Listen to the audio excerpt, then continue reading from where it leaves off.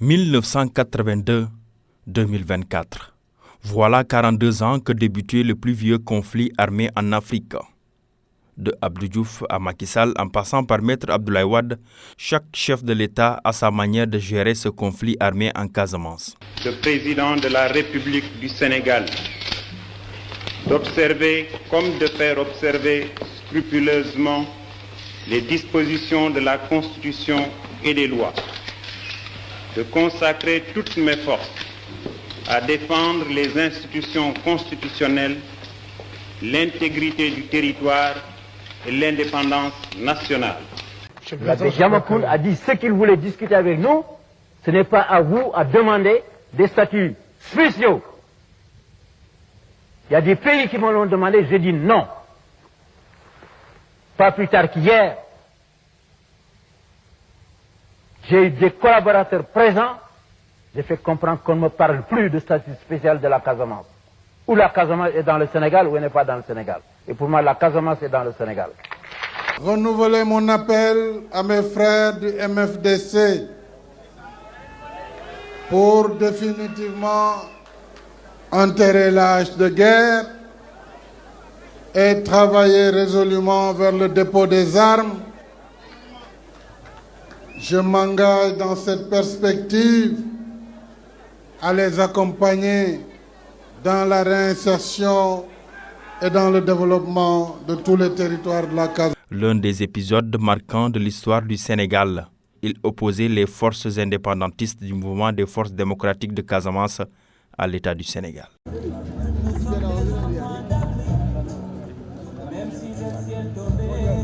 À ce stade du conflit, la paix reste encore le maître mot, matérialisé par des actes historiques parmi lesquels le dépôt et l'incinération des armes en décembre 2023.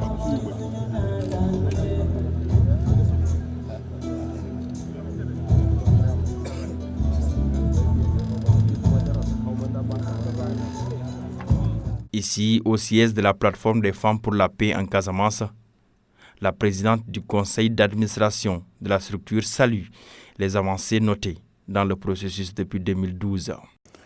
Parmi lesquelles avancées, il y a le dépôt des armes par la faction de Djakaï. Et notre prière, notre vœu le plus important aujourd'hui, c'est que pendant cette année la magistrature du président Bassirou Diomaye dans les délais les plus courts, que toutes les autres factions du MFDC puissent suivre cette lancée et que nous arrivons au dépôt des armes, à une signature définitive de l'accord de paix en Casamance. Dans ces opérations de dépôt et incinération des armes, le rôle joué par le Malawo a été déterminant sur toute la ligne. Messieurs, nous allons applaudir ce moment-là et inviter les autorités justement à la signature. Le Malawo, c'est le mouvement contre les armes légères en Afrique de l'Ouest. Comme son nom l'indique, nous travaillons dans tout ce qui est conflit armé, travailler dans l'éducation à la culture de la non-violence, mais travailler également à consolider la paix parce qu'on sait que partout où se trouvent des armes, la paix, quand les armes entrent par la porte, la paix sort par la fenêtre. Donc c'est pourquoi le Malawo est un terrain indiqué dans le cadre du travail quotidien qui le lie vraiment au monde entier, à savoir débarrasser ce monde des armes. Donc privilégier le dialogue, la coopération, l'entente, la paix, plutôt que l'argument des armes. Donc la force des arguments, plutôt que l'argument de la force, c'est ça notre credo aujourd'hui et nous y travaillons tout le temps. Le mouvement contre les armes légères en Afrique de l'Ouest a entamé son travail en Casamance en 2000. C'est en 2000 que le Malawo, parce que le Malawo est créé en 1979, en 2000, il s'est déployé en Casamance en tant qu'organisation qui accompagnait les populations déplacées, surtout dans le domaine de l'éducation, les élèves à qui on a donné des cartables pour alléger un peu la souffrance des parents qui n'ont plus le moyen de travailler effectivement, à cause de l'insécurité. Partant de là, le Malawo a développé également des programmes d'éducation à la culture de la paix, Et on a travaillé sur la sécurité humaine et on a formé beaucoup de structures qui sont ici en Casamance sur les aptitudes et les attitudes à avoir pour effectivement non seulement faire la résilience face à l'insécurité et au conflit, mais également comment préparer cette paix que les gens ont tant cherché pour la Casamance. Donc le Malawi n'a jamais bougé de sa ligne. Maintenant, dans le processus de paix, on peut dire que nous ne nous sommes jamais impliqués directement dans la résolution du conflit ou dans des pourparlers. Ce que nous avons fait, c'est travailler aux côtés des communautés, les aider dans la résilience, les aider dans la formation, les aider dans les orientations. Voilà, donc la sensibilisation. Tout ça, beaucoup de structures de femmes ici en Casamance aujourd'hui ont eu l'aide du Malawi pour mieux faire face à ce conflit-là.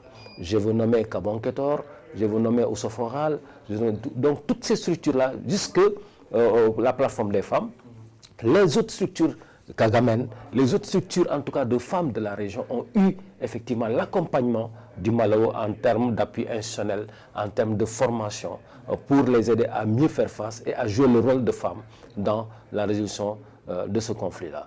Donc c'est partant de là que certainement les gens ont vu que notre vocation c'est de lutter contre les armes légères, mais également nous avons travaillé sur le peace building, la culture de la paix, et notre nom est sorti comme ça pour dire que le Malawi doit jouer un rôle fondamental dans le désarmement des combattants. Tout est parti de multiples rencontres de négociations entre IRAPA, l'aile combattante de Djakaï, et le comité ad hoc dirigé par l'amiral Pape Farba Sarr au nom de l'État du Sénégal. Un processus soutenu de bout en bout par les États-Unis à travers l'USAID et son bras technique, le CRS, mais aussi par l'Union européenne à travers le Centre Henri Dunant pour le dialogue humanitaire. 10 mars 2023 à Cabrousse, les parties prenantes ont convenu de la date du 13 mai pour officialiser le dépôt des armes. Le Malawi, investi de la confiance des parties prenantes, avait donc un délai de 3 mois à compter de cette date pour examiner tous les aspects techniques et modalités pratiques et matérialiser ce désarmement. Le site de Mongone étant retenu pour l'opérationnalisation du dépôt. Favorable.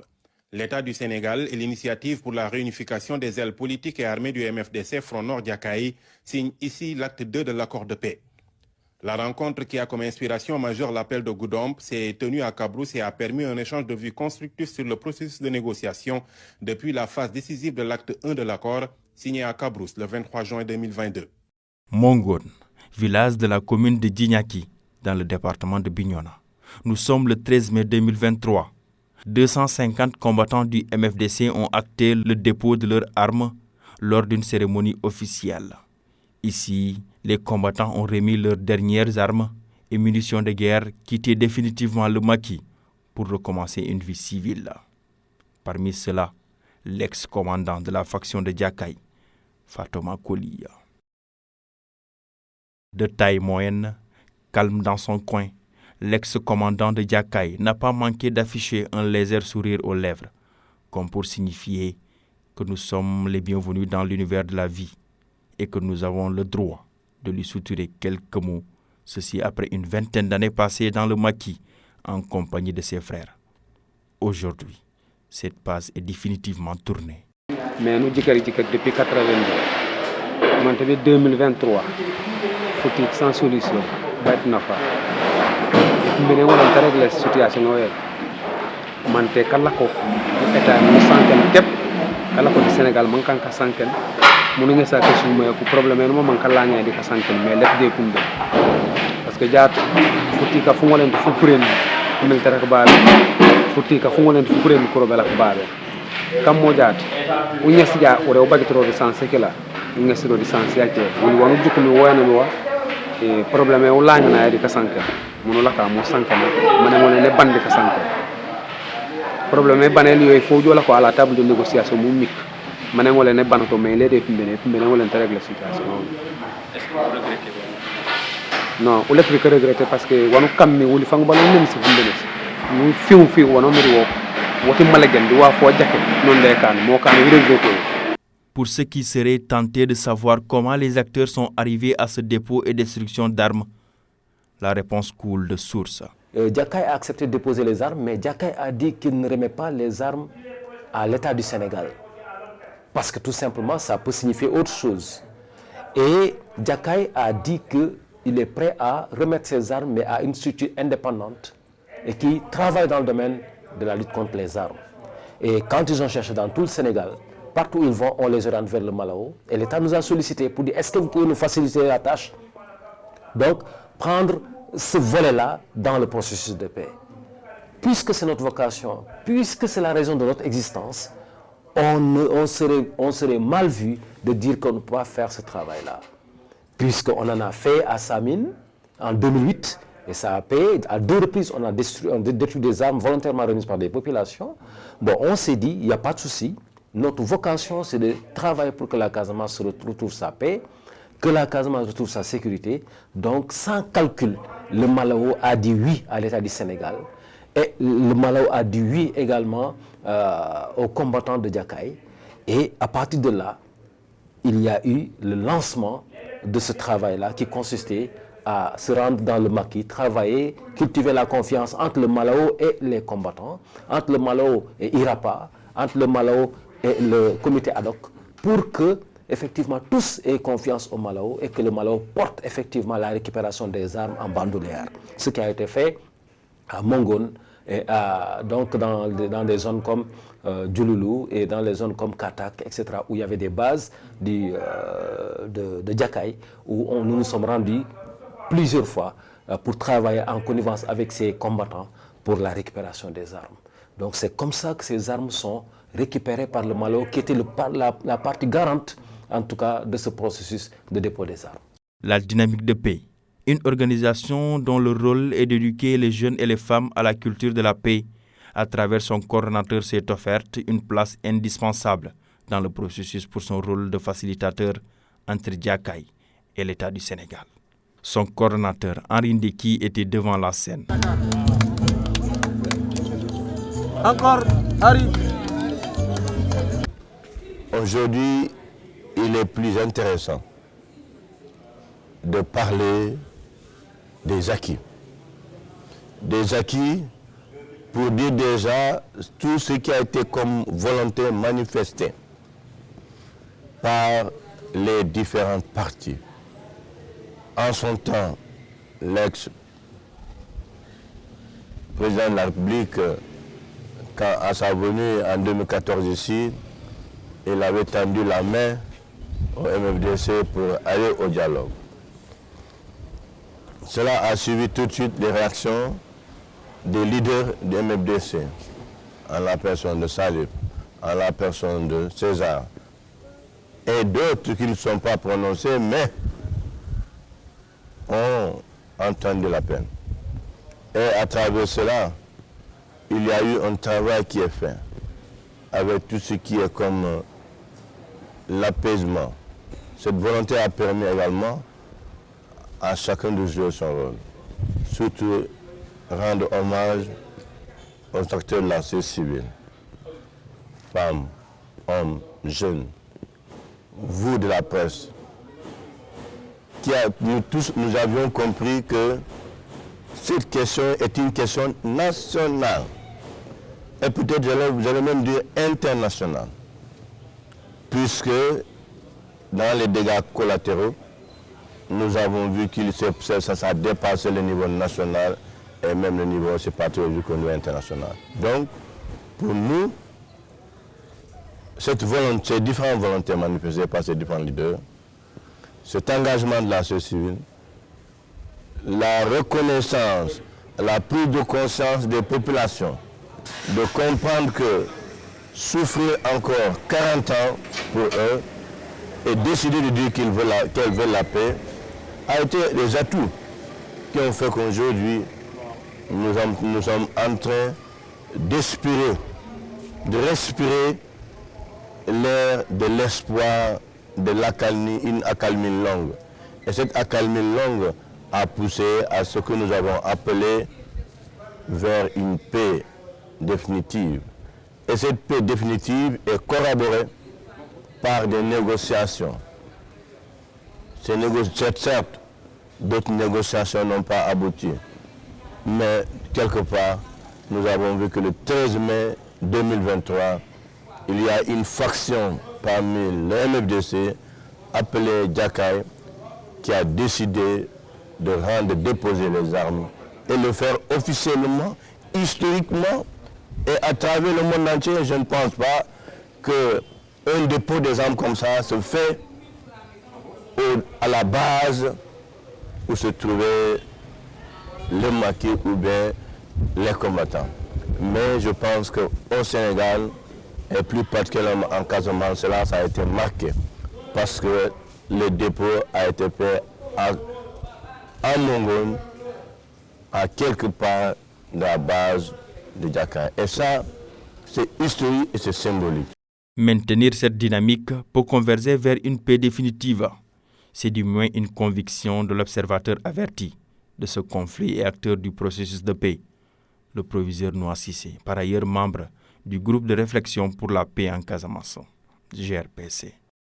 Écoutez, je crois que le processus de paix est sur d'excellents rails. Des efforts considérables ont été entrepris, aussi bien du côté de l'État, du MFDC que des organisations de la société civile.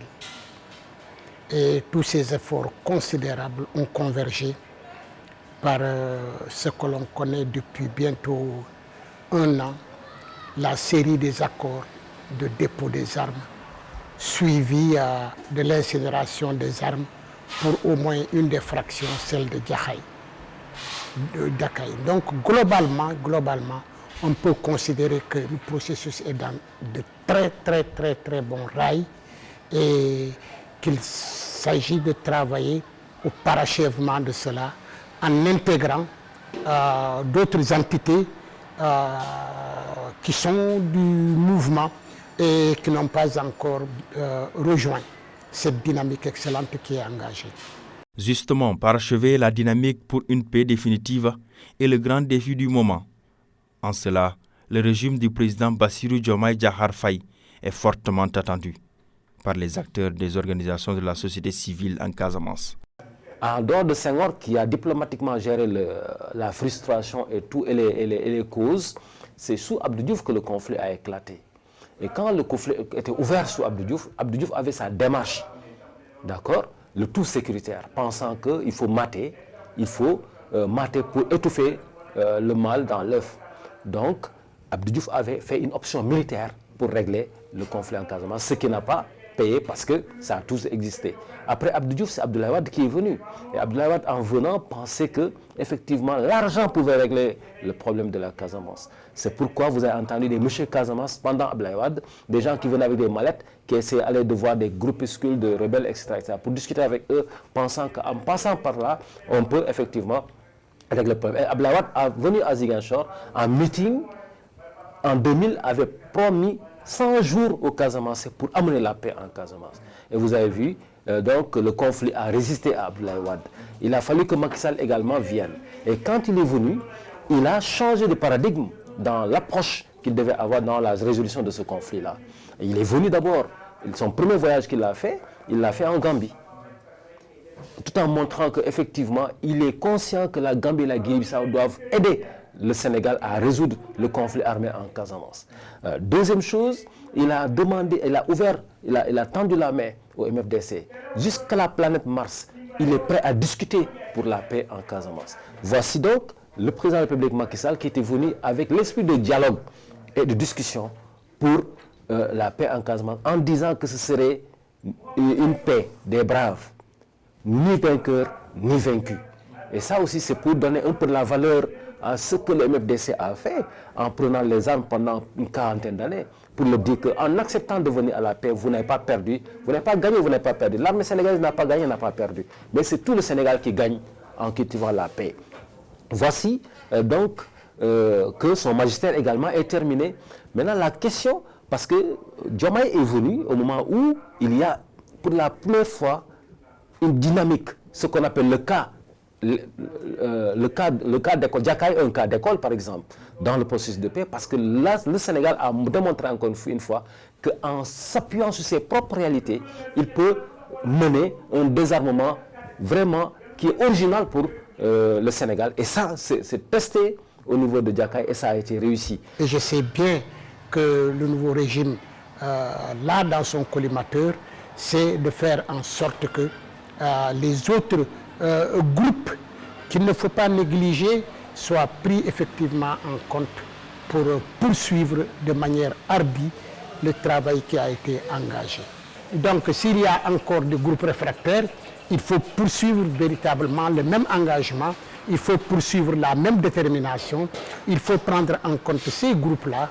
Et je sais qu'il y a beaucoup de possibilités de travailler en direction de ces groupes pour les amener véritablement dans ce processus qui est un processus irréversible à mon avis, mais il ne faudrait pas qu'on donne trop de temps au temps. Il vaut mieux déjà enfourcher véritablement la trompette du ralliement du plus grand nombre ou de tous pour aller à une paix définitivement scellée en Casamance. Dit au président de la République, son Excellence Bassirou Diomaye Faye, et son Premier ministre, que nous saluons, qui est peut-être historique encore, que la Casamance a besoin des actions urgentes. Comme je l'avais dit à Mongon, si les combattants ont déposé les armes, cette zone-là doit être rapidement transformée en Eldorado pour montrer aux autres qui ont encore peur de revenir, de dire que le Sénégalais ne dit que la vérité. Parce que souvent, nous, médiateurs ou facilitateurs, quand nous rencontrons certains leaders des MBC, ils nous disent que souvent, le Sénégalais, il te dit ça et il fait le contraire. Nous pensons que cela, peut-être ça va finir. Ça a déjà commencé à finir. L'équipe passée à travers jusqu'à arriver aux accords de paix, mais il reste les autres factions, mais il reste cette zone. Ceux qui ont déposé les armes ont besoin maintenant d'être renforcés et oublier définitivement le dépôt des armes. Et c'est pourquoi, à ce niveau-là, je lance au président qu'il y a déjà une feuille de route qu'ils ont tracée avec l'ancien régime, avec des engagements pour les populations, pour les combattants, etc. Que cela puisse être mis en œuvre pour que nous sentions que le changement qui est fait également a été très fort au niveau des questions de procédure de paix en Casamance. Processus wala mi den jaay parce que engarlo ngar jaat wa fon man jone woma di Casamance ko kana ko day juk mat problème e mal ngeen kama ka sangana ko wala ni en ko ngar buru nga ban Macky Sall angargu mon ngolé nous continuer boro. Nous avons mené une campagne de sensibilisation pour que les populations puissent repartir dans leur terroir. Mais il faudrait qu'on leur assure la sécurité en déminant nos terres. Nous étions jusque-là sur le déminage humanitaire. Il faudrait qu'à ce niveau aussi un pas soit franchi pour arriver à un déminage de toutes nos terres de la Casamance pour que les populations soient en paix. Ce qui va permettre également réouverture de certaines structures qui sont fermées depuis longtemps. C'est le cas des écoles, de certaines écoles. C'est le cas également des postes de santé. Enfin, que les besoins les plus basiques des populations soient pris en compte. Ça, c'est le deuxième point que je voulais soulever. Le troisième point va porter sur un programme de DDR, un important programme de DDR, qui prendrait en compte toutes les personnes impactées par le conflit armé, des personnes qui ont subi des pertes et des dommages de tous ordres, au plan moral, au plan physique également, que ce programme de DDR puisse les prendre en compte toutes ces personnes-là, les anciens combattants, les femmes, les jeunes, toutes les personnes, comme je viens de dire, qui ont été impactées par le conflit armé. Oui, la prise en charge totale à tous les niveaux, que toutes ces personnes-là puissent sortir de ce conflit-là en retrouvant toute leur dignité humaine, en se sentant sénégalais à part entière. Je soulèverai également le problème du développement économique, social, environnemental de la Casamance. C'est un besoin prioritaire pour nous. Et je ne saurais passer sous silence l'affaire Boffa Bayotte. Certains parmi les personnes accusées ont retrouvé leur liberté. D'autres ont gagné une liberté provisoire. Mais il y a des personnes qui sont encore en prison. Je pense que ce dossier également doit être pris en compte et traité le plus rapidement possible. Mais encore renouveler nos prières au président de la République. Demander au peuple sénégalais d'accompagner ces jeunes qui sont aujourd'hui à la tête de notre pays. Et pour notre cas, nous, plateforme des femmes pour la paix en Casamance, nous restons ouvertes. Prions pour le président de la République et nous lui disons toute notre disponibilité à accompagner le processus de paix en Casamance. Alors, aujourd'hui, il y a une avancée. Il y a moins de braquages qu'on a vu. Il y a des populations qui commencent à retourner dans leur terroir. Il y a des combattants qui sont sortis, qui commencent à être insérés. Donc cette dynamique-là, faut-il que cette dynamique soit effacée pour une nouvelle dynamique qu'on va entamer? Nous, en tant qu'acteurs du processus de paix, on se pose cette question-là. Quelle sera la posture des nouvelles autorités? Parce que jusqu'à présent, les 3 présidents qui sont venus, chacun a eu sa démarche. Est-ce que Bassirou Diomaye Faye viendra apporter une démarche nouvelle dans le processus de paix ou va-t-il effectivement consolider ce que le président Macky Sall a commencé à faire et aller plus que le président Macky Sall? Je crois que c'est sur le terrain-là qu'on l'attend.